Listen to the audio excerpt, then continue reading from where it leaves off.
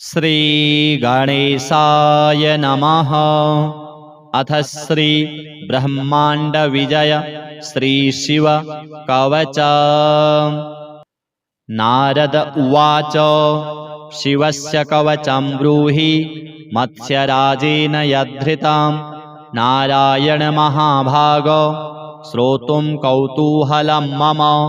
श्रीनारायण उवाच कवचं शृणु विप्रेन्द्र शङ्करस्य महात्मनः ब्रह्माण्डविजयं नाम सर्वावयवरक्षणं पुरा दुर्वाससा दत्तं मत्स्यस्य राजाय धीमते दत्त्वा षडक्षरं मन्त्रं सर्वपापप्रणाशनं स्थिते च कवचे देहे नास्ति मृत्युश्च जीविनाम् अस्त्रे शस्त्रे जले वहनौ सिद्धिश्चेन्नास्ति संशयः यद्धृत्वा पठनात् बाणः शिवत्वं प्राप लीलया बभूव शिवतुल्यश्च यद्धृत्वा नन्दिकेश्वरः वीरश्रेष्ठो वीरभद्रो शाम्बो भूद्धारणाद्यतः त्रैलोक्यविजयी राजा हिरण्यकशिपुः स्वयं हिरण्याक्षश्च विजयी चाभवद्धारणाद्धिसः यद्धृत्वा पठनात् सिद्धो दुर्वासा विश्वपूजितः जैगीषव्यो महायोगी पठनाद्धारणाद्यतः यद्धृत्वा वामदेवश्च देवलः पवनः स्वयं अगस्त्यश्च पुलस्त्यश्च अभवद्विश्वपूजितः। ॐ नमः शिवायेति च मस्तकं मे सदावतु। ॐ नमः शिवायेति च स्वाहा भालं सदावतु। ॐ ह्रीं श्रीं क्लीं शिवायेति स्वाहा नेत्रे सदावतु। ॐ ह्रीं क्लीं हूं शिवायेति नमो मे पातु नासिकाम्। ॐ नमः शिवाय शान्ताय स्वाहा कण्ठं सदावतु। ॐ ह्रीं श्रीं हूं संसारकर्त्रे स्वाहा कर्णौ सदावतु। ॐ ह्रीं श्रीं पञ्चवक्त्राय स्वाहा दन्तं सदावतु। ॐ ह्रीं महेशाय स्वाहा चाधरं पातु मे सदा। ॐ ह्रीं श्रीं क्लीं त्रिनेत्राय स्वाहा केशान् सदावतु। ॐ ह्रीं ऐं महादेवाय स्वाहा वक्षः सदावतु। ॐ ह्रीं श्रीं क्लीं मे रुद्राय स्वाहा नाभिं सदावतु। ॐ ह्रीं ऐं श्रीं श्रीं ईश्वराय स्वाहा पृष्ठं सदावतु। ॐ ह्रीं क्लीं मृत्युञ्जयाय स्वाहा भ्रुवौ सदावतु। ॐ ह्रीं श्रीं क्लीं ईशानाय स्वाहा पार्श्वं सदावतु। ॐ ह्रीं ईश्वराय स्वाहा चोदरं पातु मे सदा। ॐ श्रीं ह्रीं मृत्युञ्जयाय स्वाहा बाहू सदावतु। ॐ ह्रीं श्रीं क्लीं ईश्वराय स्वाहा पातु करौ मम। ॐ महेश्वराय रुद्राय नितम्बं पातु मे सदा। ॐ ह्रीं श्रीं भूतनाथाय स्वाहा पादौ सदावतु। ॐ सर्वेश्वराय सर्वाय स्वाहा पादौ सदावतु। प्राच्यां मां पातु भूतेशः आग्नेयां पातु शङ्करः दक्षिणे पातु मां रुद्रो नैरृत्यां स्थाणुरेव च पश्चिमे खण्डपरशुर्वायव्यां चन्द्रशेखरः उत्तरे गिरिशः पातु चैशान्याम् ईश्वरः स्वयं ऊर्ध्वे मृडः सदा पातु चाधो मृत्युञ्जयः स्वयं जले स्थले चान्तरिक्षे स्वप्ने जागरणे सदा पिनाकी पातु मां प्रीत्या भक्तं वै भक्तवत्सलः इति ते कथितं वत्स कवचं परमाद्भुतं दशलक्षजपेनैव सिद्धिर्भवति निश्चितं यदि स्यात् सिद्धकवचो रुद्रतुल्यो भवेद्ध्रुवं तव स्नेहान्मया ख्यातं प्रवक्तव्यं न कस्यचित् कवचं काण्वशाखोक्तम् अतिगोप्यं सुदुर्लभम् अश्वमेधसहस्राणि राजसूयशतानि च सर्वाणि कवचस्यास्य फलं नार्हन्ति षोडशीं कवचस्य प्रसादेन जीवन्मुक्तो भवेन्नरः सर्वज्ञः सर्वसिद्धेशो मनोयायी भवेद्ध्रुवम् इदं कवचम् अज्ञात्वा भवेद् यः शङ्करप्रभो शतलक्षं प्रजप्तोऽपि न मन्त्रः सिद्धिदायकः। अथ श्री अभयंकर शिवरक्षा स्तोत्रम्।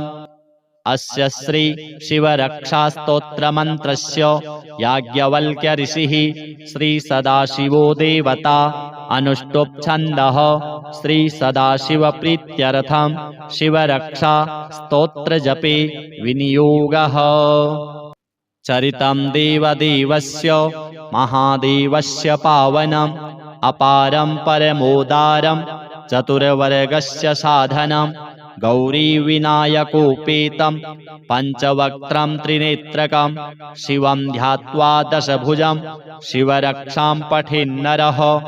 गंगाधरः शिरः पातु भालम् अर्धेन्दुशेखरः नयने मदनध्वंसी कर्णौ सर्पविभूषणौ घ्राणं पातु पुरारातिः मुखं पातु जगत्पतिः जिह्वां वागीश्वरः पातु कंधरां शितिकन्धरः श्रीकण्ठः पातु मे कण्ठं स्कन्धौ विश्वधुरन्धरः भुजौ भूभारसंहर्ता करौ पातु पिनाकधृक् हृदयं शङ्करः पातु जठरं गिरिजापतिः नाभिं मृत्युञ्जयः पातु कटिव्याघ्राजिनाम्बरः सखिनी पातु दीनार्त शरणागतवत्सलः ऊरू महेश्वरः पातु जानुनी जगदीश्वरः जङ्घे पातु जगत्कर्ता गुल्फौ पातु गणाधिपः चरणौ करुणासिन्धुः सर्वाङ्गानि सदाशिवः एतां शिवबलोपेतां रक्षां यः सुकृती पठेत् स भुक्त्वा सकलान् कामान् शिवसायुज्यमाप्नुयात्। ग्रहभूतपिशाचाद्यास्त्रैलोक्ये विचरन्ति ये दूरादाशु पलायन्ते शिवनामाभिरक्षणात्।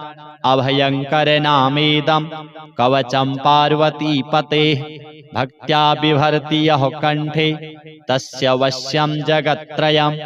इमां नारायणः स्वप्ने शिवरक्षां यथा दिशत् प्रातरुत्थाय योगीन्द्रो याज्ञवल्क्यः तथा लिखत्। अथ श्री महामृत्युञ्जय स्तोत्रम्।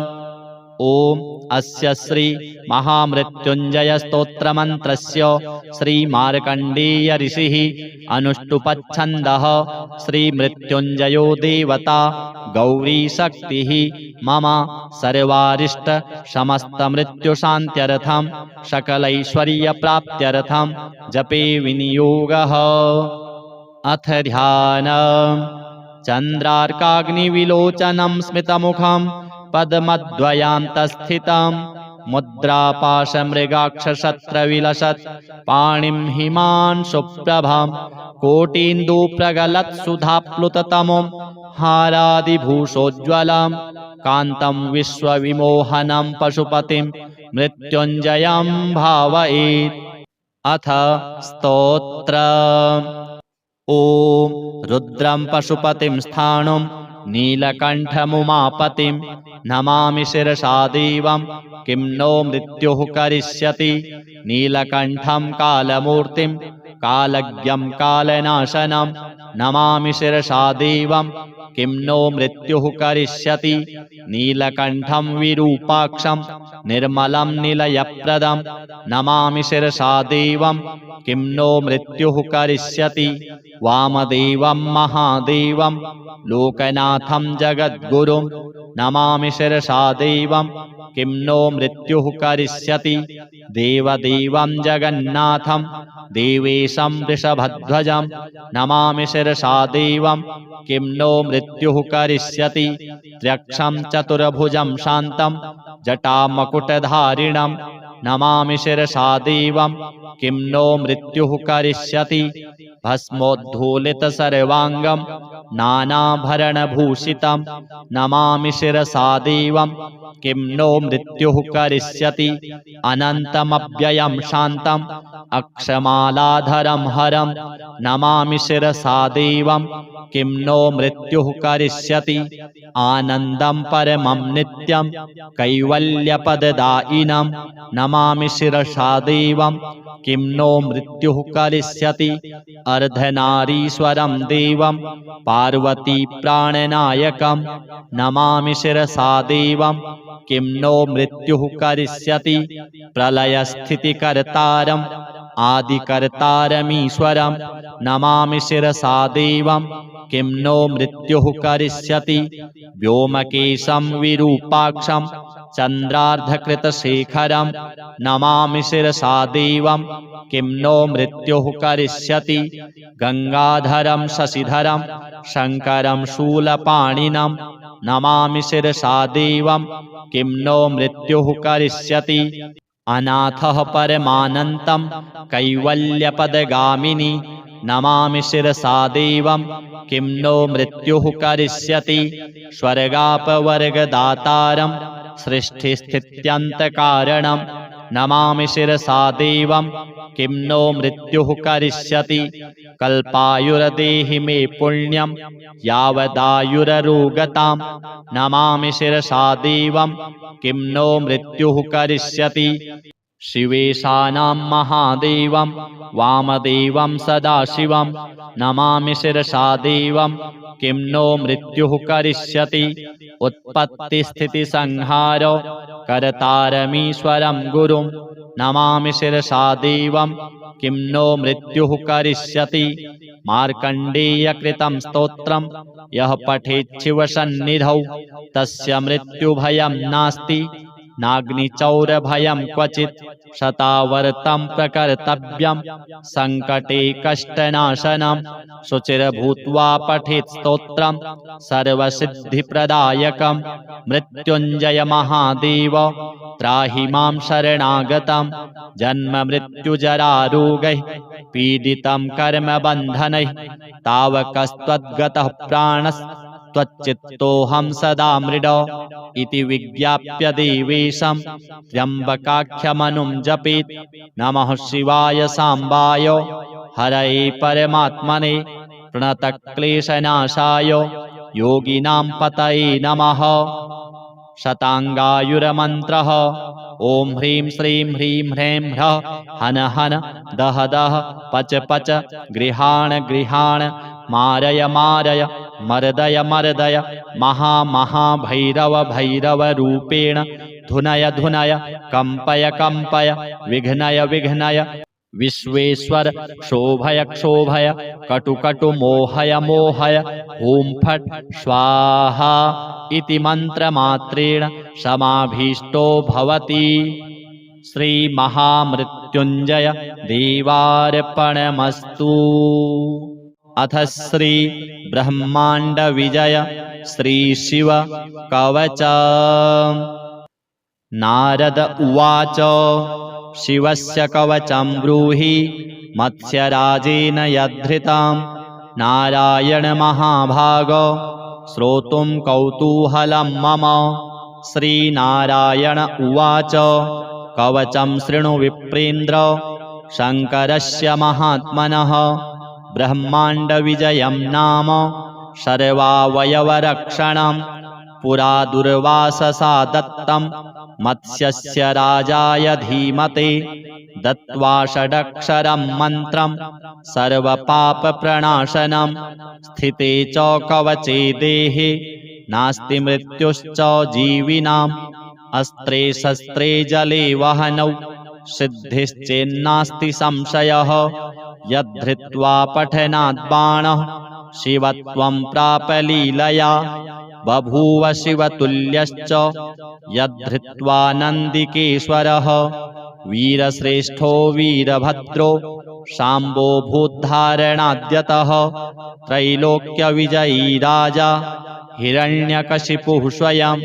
हिरण्याक्षश्च विजयी चाभवद्धारणाद्धिसः यद्धृत्वा पठनात् सिद्धो दुर्वासा विश्वपूजितः जैगीषव्यो महायोगी पठनाद्धारणाद्यतः यद्धृत्वा वामदेवश्च देवलः पवनः स्वयं अगस्त्यश्च पुलस्त्यश्च अभवद्विश्वपूजितः। ॐ नमः शिवायेति च मस्तकं मे सदावतु। ॐ नमः शिवायेति च स्वाहा भालं सदावतु। ॐ ह्रीं श्रीं क्लीं शिवायेति स्वाहा नेत्रे सदावतु। ॐ ह्रीं क्लीं हूं शिवायेति नमो मे पातु नासिकाम्। ॐ नमः शिवाय शान्ताय स्वाहा कण्ठं सदावतु। ॐ ह्रीं श्रीं हूं संसारकर्त्रे स्वाहा कर्णौ सदावतु। ॐ ह्रीं श्रीं पञ्चवक्त्राय स्वाहा दन्तं सदावतु। ॐ ह्रीं महेशाय स्वाहा चाधरं पातु मे सदा। ॐ ह्रीं श्रीं क्लीं त्रिनेत्राय स्वाहा केशान् सदावतु। ॐ ह्रीं ऐं महादेवाय स्वाहा वक्षः सदावतु। ॐ ह्रीं श्रीं क्लीं मे रुद्राय स्वाहा नाभिं सदावतु। ॐ ह्रीं ऐं श्रीं श्रीं ईश्वराय स्वाहा पृष्ठं सदावतु। ॐ ह्रीं क्लीं मृत्युञ्जयाय स्वाहा भ्रुवौ सदावतु। ॐ ह्रीं श्रीं क्लीं ईशानाय स्वाहा पार्श्वं सदावतु। ॐ ह्रीं ईश्वराय स्वाहा चोदरं पातु मे सदा। ॐ श्रीं ह्रीं मृत्युञ्जयाय स्वाहा बाहू सदावतु। ॐ ह्रीं श्रीं क्लीं ईश्वराय स्वाहा पातु करौ मम।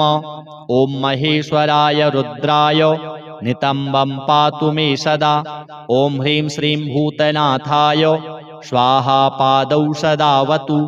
ॐ सर्वेश्वराय शर्वाय स्वाहा पादौ सदावतु।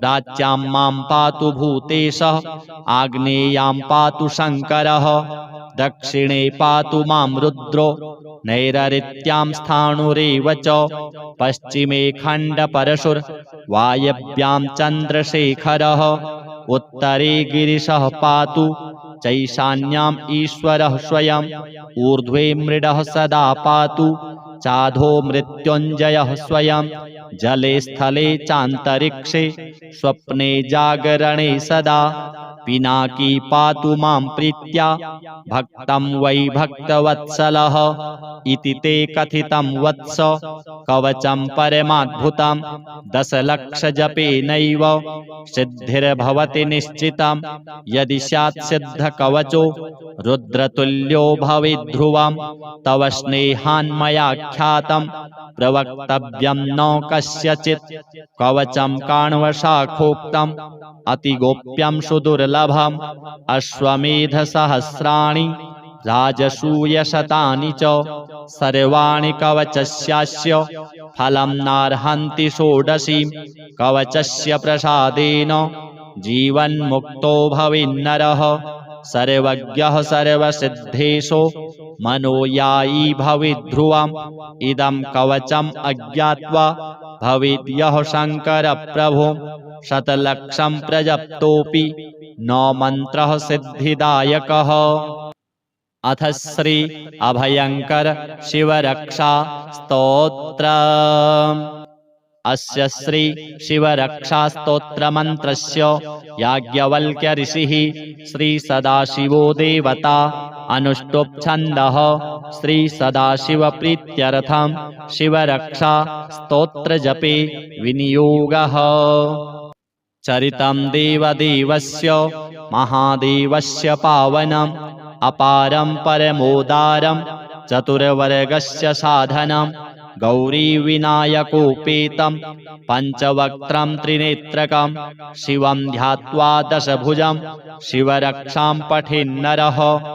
गङ्गाधरः शिरः पातु भालम् अर्धेन्दुशेखरः नयने मदनध्वंसी कर्णौ सर्पविभूषणौ घ्राणं पातु पुरारातिः मुखं पातु जगत्पतिः जिह्वां वागीश्वरः पातु कन्धरां शितिकन्धरः श्रीकण्ठः पातु मे कण्ठं स्कन्धौ विश्वधुरन्धरः भुजौ भूभारसंहर्ता करौ पातु पिनाकधृक् हृदयं शङ्करः पातु जठरं गिरिजापतिः नाभिं मृत्युञ्जयः पातु कटिव्याघ्राजिनाम्बरः सखिनी पातु दीनार्तो शरणागतवत्सलः ऊरू महेश्वरः पातु जानुनी जगदीश्वरः जङ्घे पातु जगत्कर्ता गुल्फौ पातु गणाधिपः चरणौ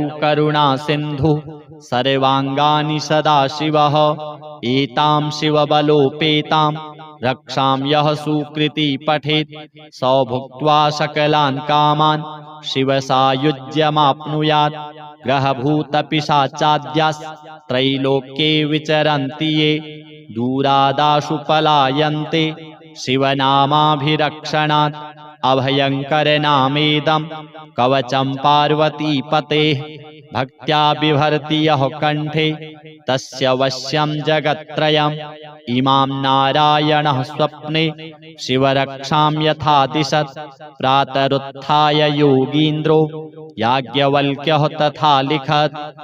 अथ श्री महामृत्युञ्जय स्तोत्रम्।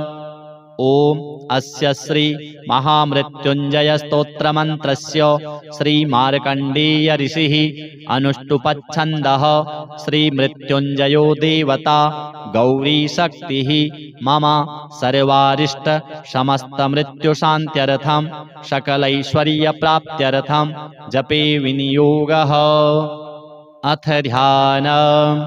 चन्द्रार्काग्निविलोचनं स्मितमुखं पद्मद्वयान्तस्थितं मुद्रापाशमृगाक्षशस्त्रविलसत् पाणिं हिमांशुप्रभं कोटीन्दुप्रगलत्सुधाप्लुततमं हारादिभूषोज्ज्वलं कान्तं विश्वविमोहनं पशुपतिं मृत्युञ्जयं भावयेत्। अथ स्तोत्रम्।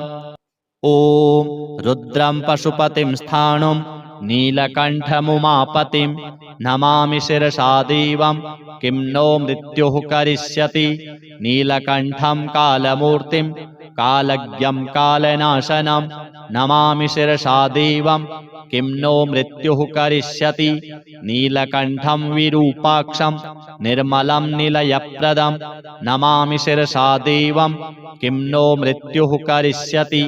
वामदेवं महादेवं लोकनाथं जगद्गुरुं नमामि शिरसा देवं किं नो मृत्युः करिष्यति। देवदेवं जगन्नाथं देवेशं वृषभध्वजं नमामि शिरसा देवं किं नो मृत्युः करिष्यति। त्र्यक्षं चतुर्भुजं शान्तं जटामकुटधारिणं नमामि शिरसा देवं किं नो मृत्युः करिष्यति। भस्मोद्धूलितसर्वाङ्गं नानाभरणभूषितं नमामि शिरसा देवं किं नो मृत्युः करिष्यति। अनन्तमव्ययं शान्तं अक्षमालाधरं हरं नमामि शिरसा देवं किं नो मृत्युः करिष्यति। आनन्दं परमं नित्यं कैवल्यपददायिनं नमामि शिरसा देवं किं नो मृत्युः करिष्यति। अर्धनारीश्वरं देवं पार्वतीप्राणनायकं नमामि शिरसा देवं किं नो मृत्युः करिष्यति। प्रलयस्थितिकर्तारं आदिकर्तारमीश्वरं नमामि शिरसा देवं किं नो मृत्युः करिष्यति। व्योमकेशं विरूपाक्षं चन्द्रार्धकृतशेखरं नमामि शिरसा देवं किं नो मृत्युः करिष्यति। गंगाधरं शशिधरं शङ्करं शूलपाणिनं नमामि शिरसा देवं किं नो मृत्युः करिष्यति। अनाथः परमानन्तं कैवल्यपदगामिनी नमामि शिरसा देवं किं नो मृत्युः करिष्यति। स्वर्गापवर्गदातारं सृष्टिस्थित्यन्तकारणं नमामि शिरसा देवं किं नो मृत्युः करिष्यति कल्पायुर्देहि मे पुण्यं यावदायुररोगतां नमामि शिरसा देवं किं नो मृत्युः करिष्यति शिवेशानां महादेवं वामदेवं सदाशिवं नमामि शिरसा देवं किं नो मृत्युः करिष्यति उत्पत्तिस्थितिसंहारो कर्तारमीश्वरं गुरुं नमामि शिरसा देवं किं नो मृत्युः करिष्यति मार्कण्डेयकृतं स्तोत्रं यः पठेत् शिवसन्निधौ तस्य मृत्युभयं नास्ति नाग्निचौरभयं क्वचित् शतावर्तं प्रकर्तव्यं सङ्कटे कष्टनाशनं शुचिर्भूत्वा पठेत् स्तोत्रं सर्वसिद्धिप्रदायकं मृत्युञ्जय महादेव त्राहि मां शरणागतं जन्ममृत्युजरारोगैः पीडितं कर्मबन्धनैः तावकस्त्वद्गतः प्राणस्त्वच्चित्तोऽहं सदा मृड इति विज्ञाप्य देवेशं त्र्यम्बकाख्यमनुं जपेत् नमः शिवाय साम्बाय हरये परमात्मने प्रणतक्लेशनाशाय योगिनां पतये नमः शताङ्गायुरमन्त्रः ॐ ह्रीं श्रीं ह्रीं ह्रैं ह्रः हन हन दह दह पच पच गृहाण गृहाण मारय मारय मर्दय मर्दय महामहाभैरव भैरवरूपेण धुनय धुनय कंपय कंपय विघ्नय विघ्नय विश्वेश्वर क्षोभय क्षोभय कटुकटु मोहय मोहय ॐ फट्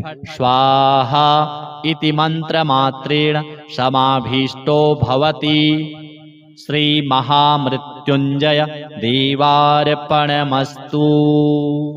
अथ श्री ब्रह्मांड विजय श्री शिव कवच। नारद उवाच शिवस्य कवचं ब्रूहि मत्स्यराजेन यद्धृतं नारायण महाभाग श्रोतुं कौतूहलं मम। श्रीनारायण उवाच कवचं शृणु विप्रेन्द्र शङ्करस्य महात्मनः ब्रह्माण्डविजयं नाम सर्वावयवरक्षणं पुरा दुर्वाससा दत्तं मत्स्यस्य राजाय धीमते दत्त्वा षडक्षरं मन्त्रं सर्वपापप्रणाशनं स्थिते च कवचे देहे नास्ति मृत्युश्च जीविनाम् अस्त्रे शस्त्रे जले वहनौ सिद्धिश्चेन्नास्ति संशयः यद्धृत्वा पठनात् बाणः शिवत्वं प्राप लीलया बभूव शिवतुल्यश्च यद्धृत्वा नन्दिकेश्वरः वीरश्रेष्ठो वीरभद्रो शाम्बो भूद्धारणाद्यतः त्रैलोक्यविजयी राजा हिरण्यकशिपुः स्वयं हिरण्याक्षश्च विजयी चाभवद्धारणाद्धिसः यद्धृत्वा पठनात् सिद्धो दुर्वासा विश्वपूजितः जैगीषव्यो महायोगी पठनाद्धारणाद्यतः यद्धृत्वा वामदेवश्च देवलः पवनः स्वयं अगस्त्यश्च पुलस्त्यश्च अभवद्विश्वपूजितः। ॐ नमः शिवायेति च मस्तकं मे सदावतु। ॐ नमः शिवायेति च स्वाहा भालं सदावतु। ॐ ह्रीं श्रीं क्लीं शिवायेति स्वाहा नेत्रे सदावतु। ॐ ह्रीं क्लीं हूं शिवायेति नमो मे पातु नासिकाम्। ॐ नमः शिवाय शान्ताय स्वाहा कण्ठं सदावतु। ॐ ह्रीं श्रीं हूं संसारकर्त्रे स्वाहा कर्णौ सदावतु। ॐ ह्रीं श्रीं पञ्चवक्त्राय स्वाहा दन्तं सदावतु। ॐ ह्रीं महेशाय स्वाहा चाधरं पातु मे सदा। ॐ ह्रीं श्रीं क्लीं त्रिनेत्राय स्वाहा केशान् सदावतु। ॐ ह्रीं ऐं महादेवाय स्वाहा वक्षः सदावतु। ॐ ह्रीं श्रीं क्लीं मे रुद्राय स्वाहा नाभिं सदावतु। ॐ ह्रीं ऐं श्रीं श्रीं ईश्वराय स्वाहा पृष्ठं सदावतु। ॐ ह्रीं क्लीं मृत्युञ्जयाय स्वाहा भ्रुवौ सदावतु। ॐ ह्रीं श्रीं क्लीं ईशानाय स्वाहा पार्श्वं सदावतु। ॐ ह्रीं ईश्वराय स्वाहा चोदरं पातु मे सदा। ॐ श्रीं ह्रीं मृत्युञ्जयाय स्वाहा बाहू सदावतु। ॐ ह्रीं श्रीं क्लीं ईश्वराय स्वाहा पातु करौ मम। ॐ महेश्वराय रुद्राय नितम्बं पातु मे सदा। ॐ ह्रीं श्रीं भूतनाथाय स्वाहा पादौ सदावतु। ॐ सर्वेश्वराय सर्वाय स्वाहा पादौ सदावतु। प्राच्यां मां पातु भूतेशः आग्नेयां पातु शङ्करः दक्षिणे पातु मां रुद्रो नैरृत्यां स्थाणुरेव च पश्चिमे खण्डपरशुर् वायव्यां चन्द्रशेखरः उत्तरे गिरिशः पातु चैशान्याम् ईश्वरः स्वयम् ऊर्ध्वे मृडः सदा पातु चाधो मृत्युञ्जयः स्वयं जले स्थले चान्तरिक्षे स्वप्ने जागरणे सदा पिनाकी पातु मां प्रीत्या भक्तं वै भक्तवत्सलः इति ते कथितं वत्स कवचं परमाद्भुतं दशलक्षजपेनैव सिद्धिर्भवति निश्चितं यदि स्यात् सिद्धकवचो रुद्रतुल्यो भवेद् ध्रुवं तव स्नेहान्मया ख्यातं प्रवक्तव्यं न कस्यचित् कवचं काण्वशाखोक्तम् अतिगोप्यं सुदुर्लभम् अश्वमेधसहस्राणि राजसूयशतानि च सर्वाणि कवचस्यास्य फलं नार्हन्ति षोडशीं कवचस्य प्रसादेन जीवन्मुक्तो भवेन्नरः सर्वज्ञः सर्वसिद्धेशो मनोयायी भवेद् ध्रुवम् इदं कवचम् अज्ञात्वा भवेद् यः शङ्करप्रभो शतलक्षं प्रजप्तोऽपि न मन्त्रः सिद्धिदायकः। अथ श्री अभयंकर शिवरक्षा स्तोत्रम्। अस्य श्री शिवरक्षा स्तोत्रमन्त्रस्य याज्ञवल्क्य ऋषिः श्री सदाशिवो देवता अनुष्टुप् छन्दः श्री सदाशिवप्रीत्यर्थं शिवरक्षा स्तोत्रजपे विनियोगः। चरितं देवदेवस्य महादेवस्य पावनम् अपारं परमोदारं चतुर्वर्गस्य साधनं गौरीविनायकोपेतं पञ्चवक्त्रं त्रिनेत्रकं शिवं ध्यात्वा दशभुजं शिवरक्षां पठेन्नरः। गङ्गाधरः शिरः पातु भालम् अर्धेन्दुशेखरः नयने मदनध्वंसी कर्णौ सर्पविभूषणौ घ्राणं पातु पुरारातिः मुखं पातु जगत्पतिः जिह्वां वागीश्वरः पातु कन्धरां शितिकन्धरः श्रीकण्ठः पातु मे कण्ठं स्कन्धौ विश्वधुरन्धरः भुजौ भूभारसंहर्ता करौ पातु पिनाकधृक् हृदयं शङ्करः पातु जठरं गिरिजापतिः नाभिं मृत्युञ्जयः पातु कटिव्याघ्राजिनाम्बरः सखिनी पातु दीनार्त शरणागतवत्सलः ऊरू महेश्वरः पातु जानुनी जगदीश्वरः जङ्घे पातु जगत्कर्ता गुल्फौ पातु गणाधिपः चरणौ करुणासिन्धुः सर्वाङ्गानि सदाशिवः एतां शिवबलोपेतां रक्षां यः सुकृती पठेत् स भुक्त्वा सकलान् कामान् शिवसायुज्यमाप्नुयात्। ग्रहभूतपिशाचाद्यास्त्रैलोक्ये विचरन्ति ये दूरादाशु पलायन्ते शिवनामाभिरक्षणात्। अभयङ्करनामेदं कवचं पार्वतीपतेः भक्त्या बिभर्ति यः कण्ठे तस्य वश्यं जगत्त्रयम्। इमां नारायणः स्वप्ने शिवरक्षां यथा दिशत् प्रातरुत्थाय योगीन्द्रो याज्ञवल्क्यः तथा लिखत्। अथ श्री महामृत्युंजय स्तोत्र।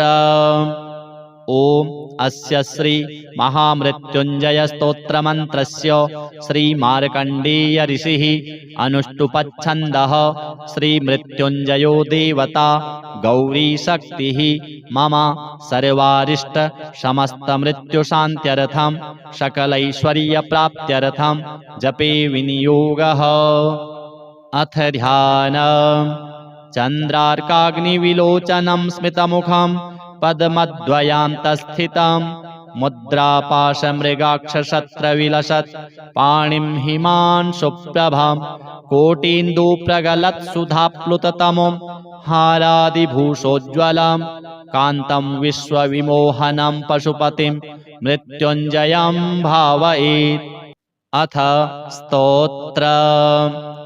ॐ रुद्रं पशुपतिं स्थाणुं नीलकण्ठमुमापतिं नमामि शिरसा देवं किं नो मृत्युः करिष्यति। नीलकण्ठं कालमूर्तिं कालज्ञं कालनाशनं नमामि शिरसा देवं किं नो मृत्युः करिष्यति। नीलकण्ठं विरूपाक्षं निर्मलं निलयप्रदं नमामि शिरसा देवं किं नो मृत्युः करिष्यति। वामदेवं महादेवं लोकनाथं जगद्गुरुं नमामि शिरसा देवं किं नो मृत्युः करिष्यति।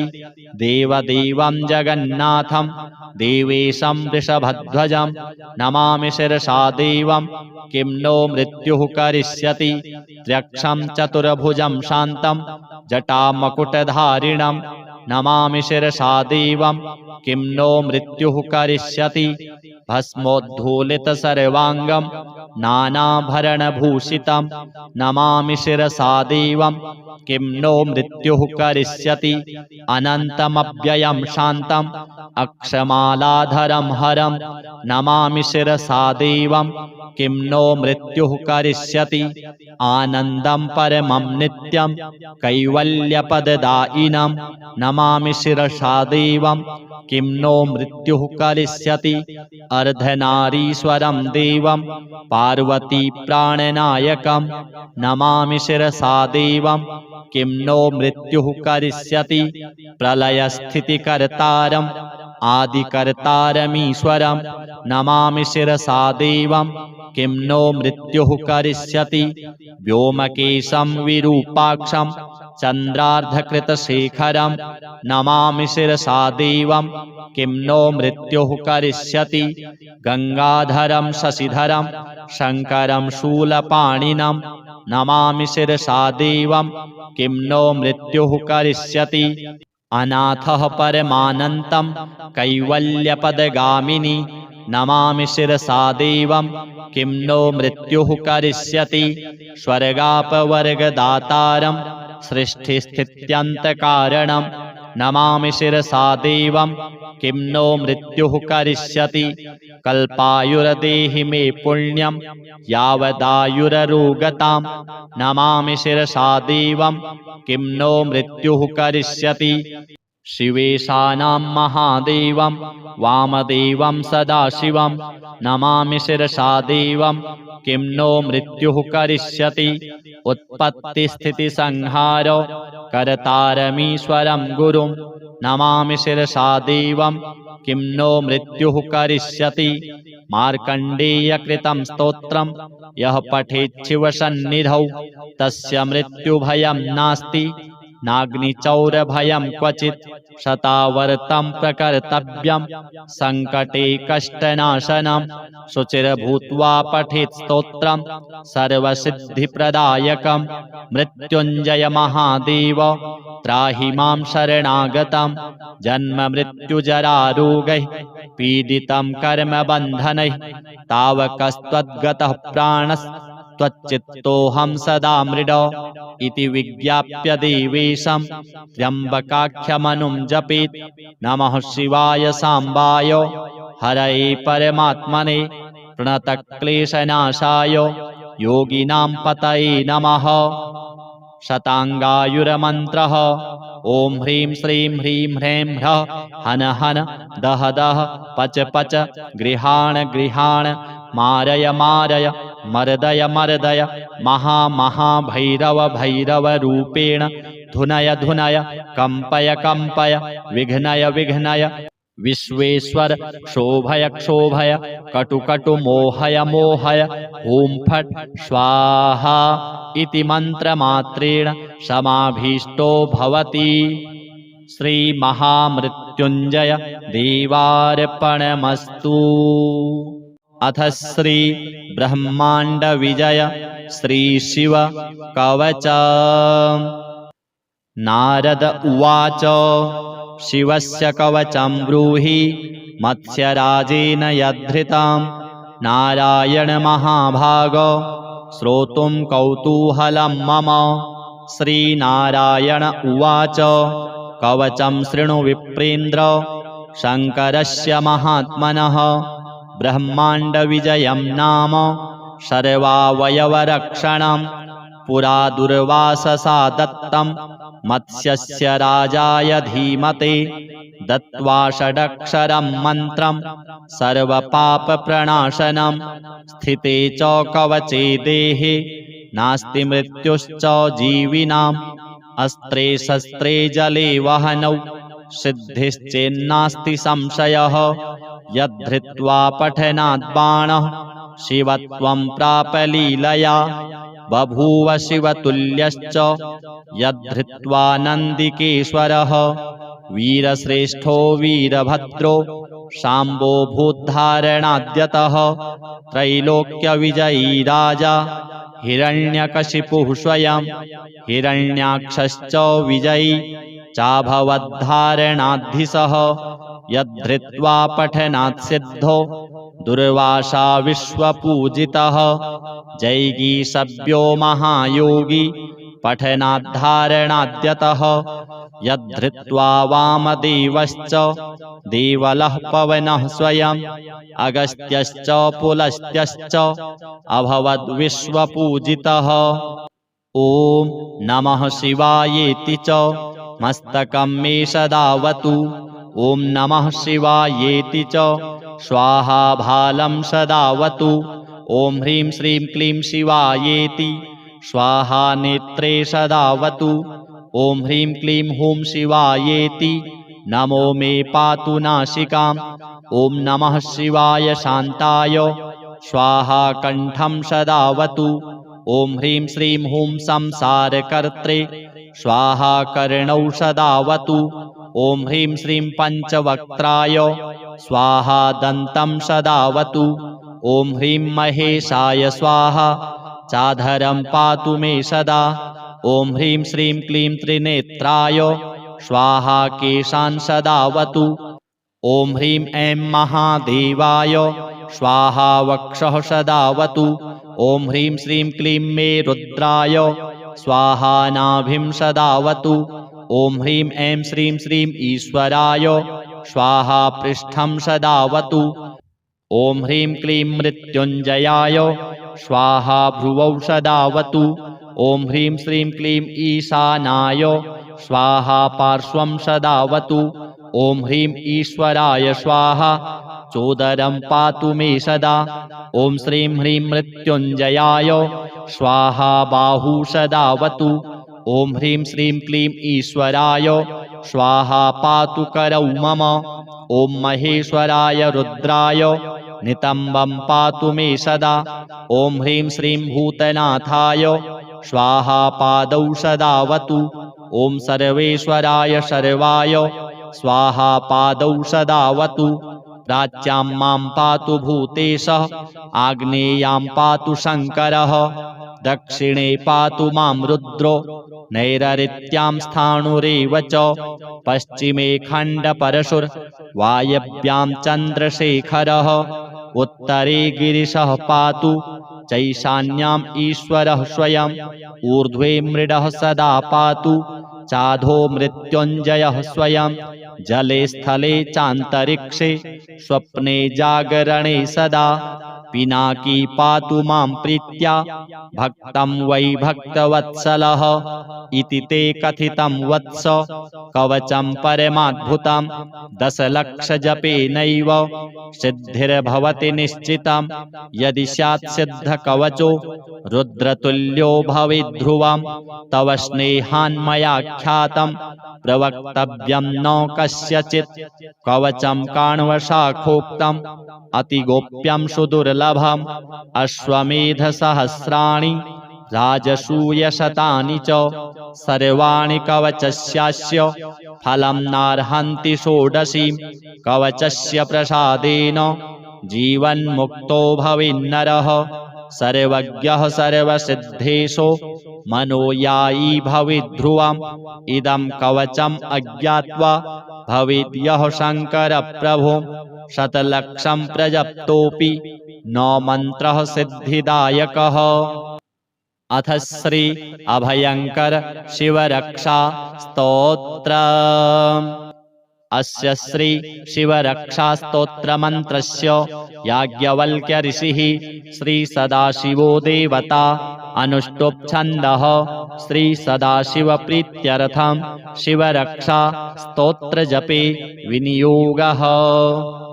चरितं देवदेवस्य महादेवस्य पावनम् अपारं परमोदारं चतुर्वर्गस्य साधनं गौरीविनायकोपेतं पञ्चवक्त्रं त्रिनेत्रकं शिवं ध्यात्वा दशभुजं शिवरक्षां पठेन्नरः।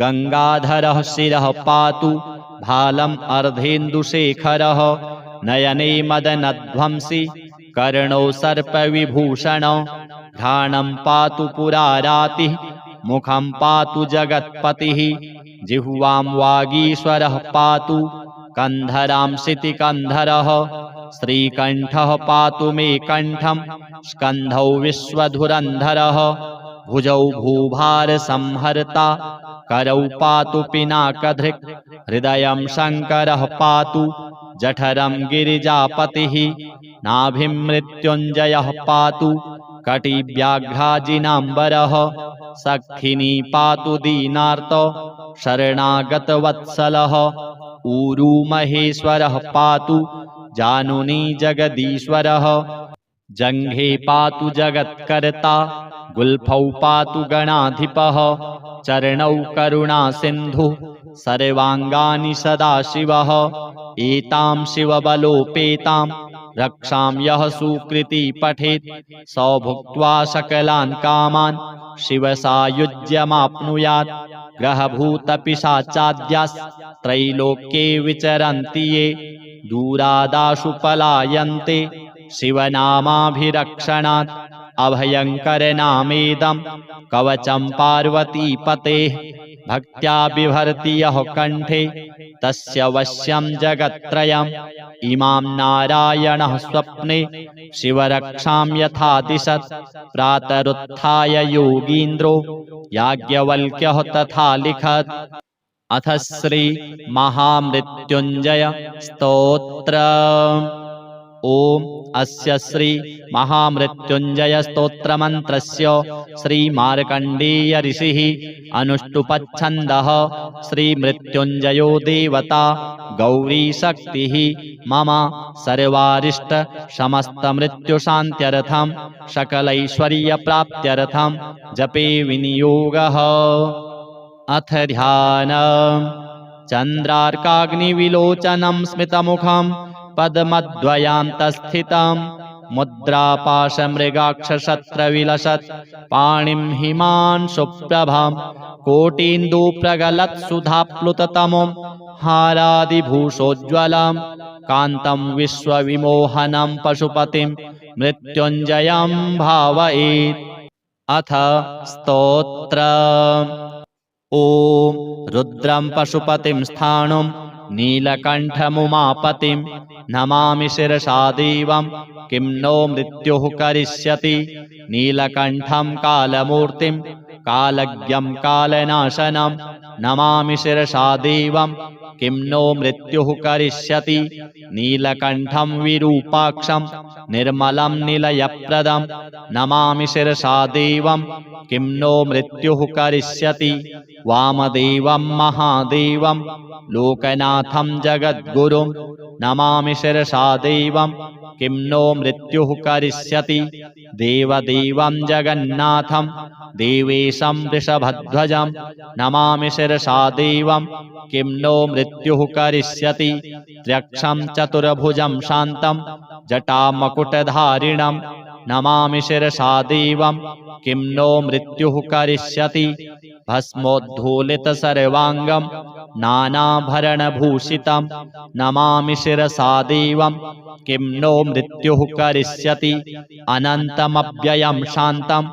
अक्षमालाधरं हरं नमामि शिरसा देवं किं नो मृत्युः करिष्यति आनन्दं परमं नित्यं कैवल्यपददायिनं नमामि शिरसा देवं किं नो मृत्युः करिष्यति अर्धनारीश्वरं देवं पार्वती प्राणनायकं नमामि शिरसा देवं किं नो मृत्युः करिष्यति प्रलयस्थितिकर्तारम् आदिकर्तारमीश्वरं नमामि शिरसा देवं किं नो मृत्युः करिष्यति व्योमकेशं विरूपाक्षं चन्द्रार्धकृतशेखरं नमामि शिरसा देवं किं नो मृत्युः करिष्यति गंगाधरं शशिधरं शङ्करं शूलपाणिनं नमामि शिरसा देवं किं नो मृत्युः करिष्यति अनाथः परमानन्तं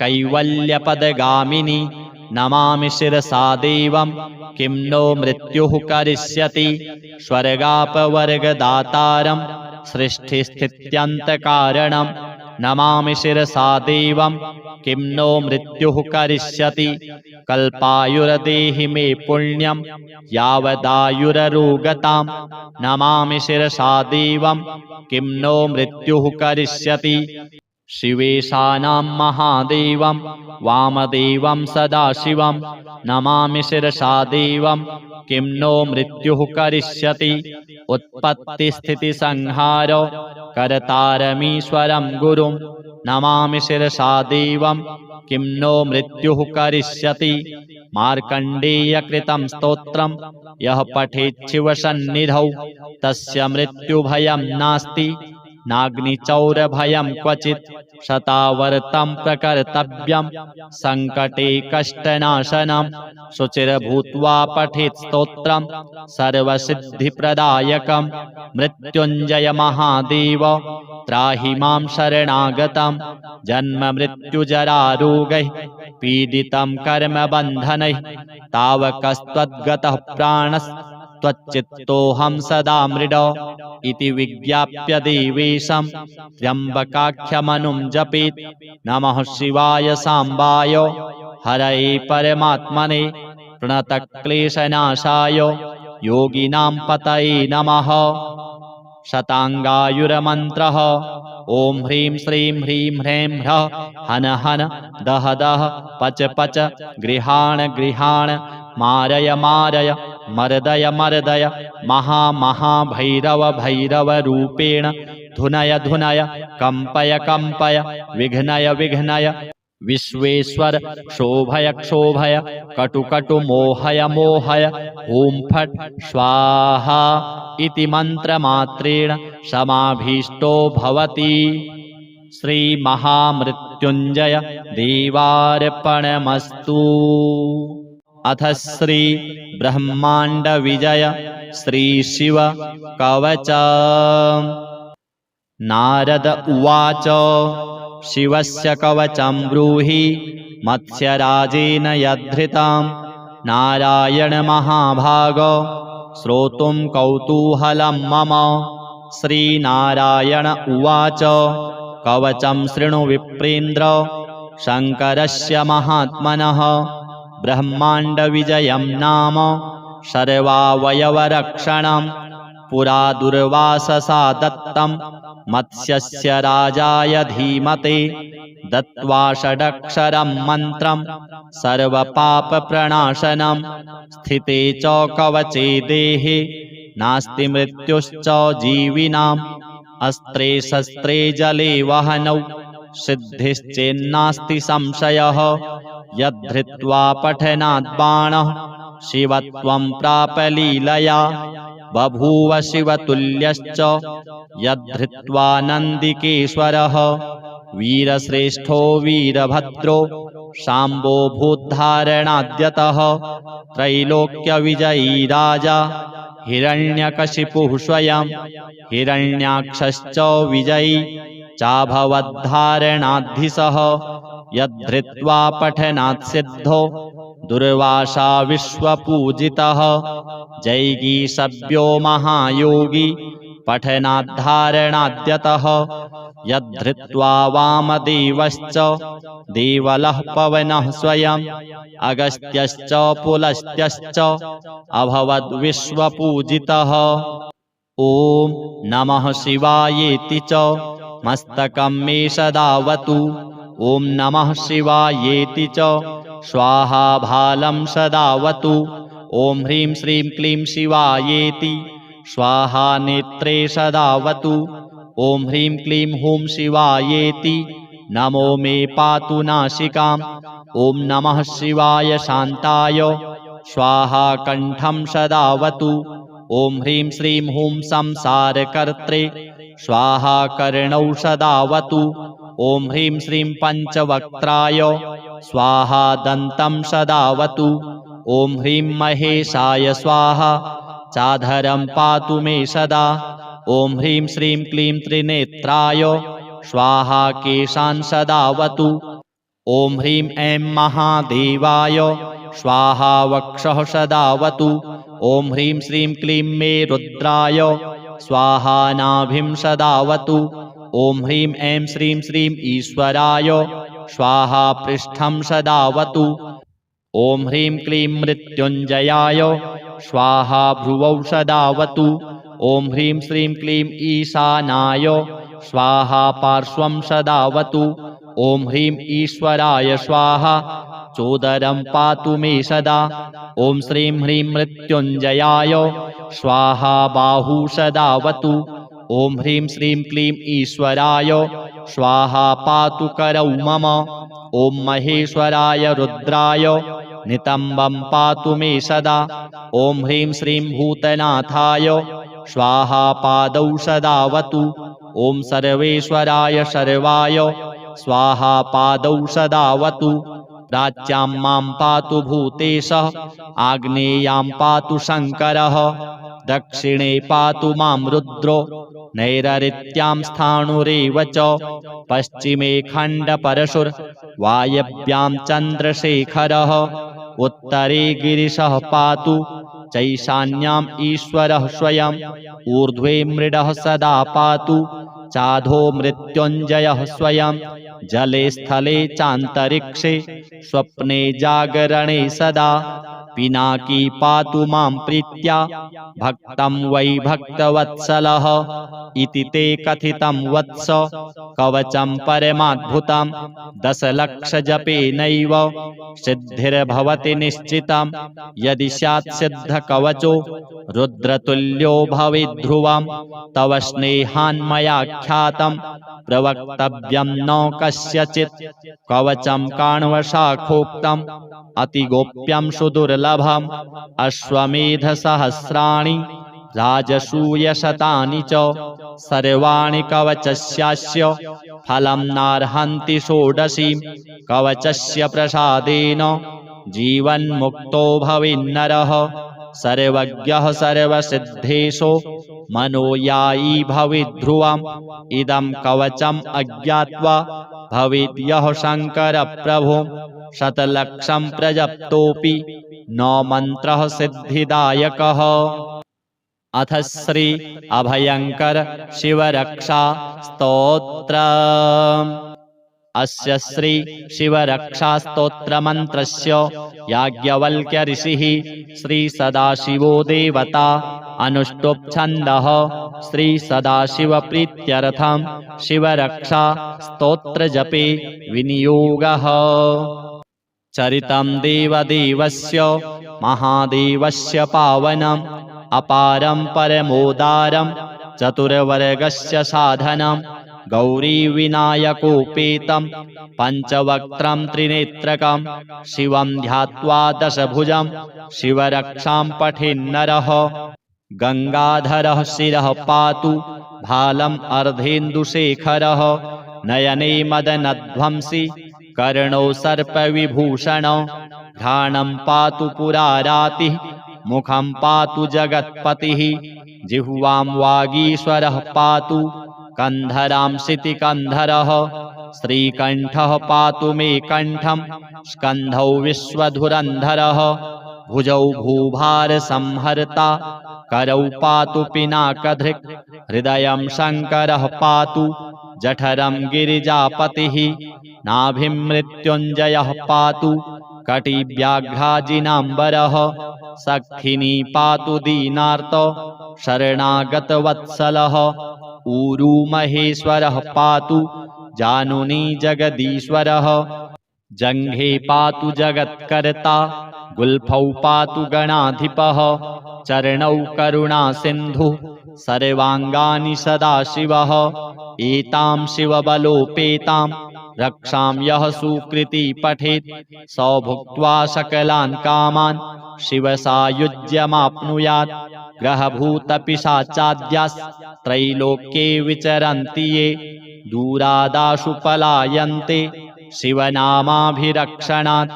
अभयङ्करनामेदं कवचं पार्वतीपतेः भक्त्या बिभर्ति यः कण्ठे तस्य वश्यं जगत्त्रयम्। इमां नारायणः स्वप्ने शिवरक्षां यथा दिशत् प्रातरुत्थाय योगीन्द्रो याज्ञवल्क्यः तथा लिखत्। अथ श्री महामृत्युञ्जय स्तोत्र। ओम अस्य श्री महामृत्युञ्जय स्तोत्रमन्त्रस्य श्री मार्कण्डेय ऋषिः अनुष्टुपच्छन्दः श्री मृत्युञ्जयो देवता गौरी शक्तिः मम सर्वारिष्ट समस्तमृत्युशान्त्यर्थं सकलैश्वर्यप्राप्त्यर्थं जपे विनियोगः। अथ ध्यानम्। चन्द्रार्काग्निविलोचनं स्मितमुखं पद्मद्वयान्तस्थितं मुद्रापाशमृगाक्षशस्त्रविलसत् पाणिं हिमांशुप्रभां कोटीन्दुप्रगलत्सुधाप्लुततमं हारादिभूषोज्ज्वलं कान्तं विश्वविमोहनं पशुपतिं मृत्युञ्जयं भावयेत्। अथ स्तोत्र। ॐ रुद्रं पशुपतिं स्थाणुं नीलकण्ठमुमापतिं नमामि शिरसा देवं किं नो मृत्युः करिष्यति। नीलकण्ठं कालमूर्तिं कालज्ञं कालनाशनं नमामि शिरसा देवं किं नो मृत्युः करिष्यति। नीलकण्ठं विरूपाक्षं निर्मलं निलयप्रदं नमामि शिरसा देवं किं नो मृत्युः करिष्यति। वामदेवं महादेवं लोकनाथं जगद्गुरुं नमामि शिरसा देवं किं नो मृत्युः करिष्यति। देवदेवं जगन्नाथं देवेशं वृषभध्वजं नमामि शिरसा देवं किं नो मृत्युः करिष्यति। त्र्यक्षं चतुर्भुजं शान्तं जटामकुटधारिणं नमामि शिरसा देवं किं नो मृत्युः करिष्यति। भस्मोद्धूलितसर्वाङ्गं नानाभरणभूषितं नमामि शिरसा देवं किं नो मृत्युः करिष्यति। अनन्तमव्ययं शान्तम् अक्षमालाधरं हरं नमामि शिरसा देवं किं नो मृत्युः करिष्यति। आनन्दं परमं नित्यं कैवल्यपददायिनं नमामि शिरसा देवं किं नो मृत्युः करिष्यति। अर्धनारीश्वरं देवं पार्वती प्राणनायकं नमामि शिरसा देवं किं नो मृत्युः करिष्यति प्रलयस्थितिकर्तारम् आदिकर्तारमीश्वरं नमामि शिरसा देवं किं नो मृत्युः करिष्यति व्योमकेशं विरूपाक्षं चन्द्रार्धकृतशेखरं नमामि शिरसा देवं किं नो मृत्युः करिष्यति गंगाधरं शशिधरं शंकरं शूलपाणिनं नमामि शिरसा देवं किं नो मृत्युः करिष्यति अनाथः परमानन्तं कैवल्यपदगामिनी नमामि शिरसा देवं किं नो मृत्युः करिष्यति स्वर्गापवर्गदातारं सृष्टिस्थित्यन्तकारणं नमामि शिरसा देवं किं नो मृत्युः करिष्यति कल्पायुर्देहि मे पुण्यं यावदायुररोगतां नमामि शिरसा देवं किं नो मृत्युः करिष्यति शिवेशानां महादेवं वामदेवं सदाशिवं नमामि शिरसा देवं किं नो मृत्युः करिष्यति उत्पत्तिस्थितिसंहारो कर्तारमीश्वरं गुरुं नमामि शिरसा देवं किं नो मृत्युः करिष्यति मार्कण्डेयकृतं स्तोत्रं यः पठेत् शिवसन्निधौ तस्य मृत्युभयं नास्ति नाग्निचौरभयं क्वचित् शतावर्तं प्रकर्तव्यं संकटे कष्टनाशनं शुचिर्भूत्वा पठेत् स्तोत्रं सर्वसिद्धिप्रदायकं मृत्युञ्जय महादेव त्राहि मां शरणागतं जन्ममृत्युजरारोगैः पीडितं कर्मबन्धनैः तावकस्त्वद्गतः प्राणस्त्वच्चित्तोऽहं सदा मृड इति विज्ञाप्य देवेशं त्र्यम्बकाख्यमनुं जपेत् नमः शिवाय साम्बाय हरये परमात्मने प्रणतक्लेशनाशाय योगिनां पतये नमः शताङ्गायुरमन्त्रः ॐ ह्रीं श्रीं ह्रीं ह्रैं ह्रः हन हन दह दह पच पच गृहाण गृहाण मारय मारय मर्दय मर्दय महा महाभैरव भैरव रूपेण धुनय धुनय कंपय कंपय विघ्नय विघ्नय विश्वेश्वर क्षोभय क्षोभय कटु कटु मोहय मोहय ॐ फट् स्वाहा इति मन्त्रमात्रेण समाभीष्टो भवति। श्रीमहामृत्युञ्जय देवार्पणमस्तु।